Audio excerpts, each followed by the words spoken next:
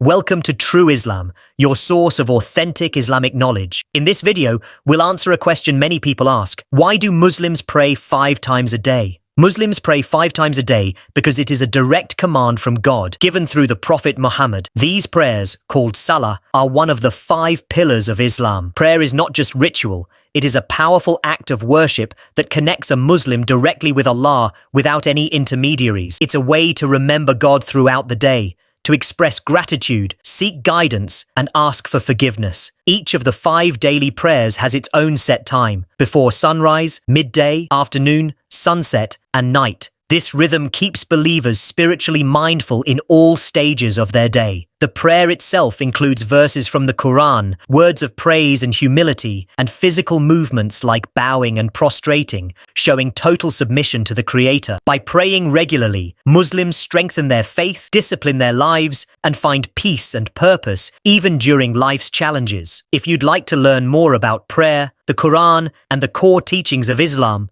subscribe to True Islam. Let's continue this journey of truth and understanding together.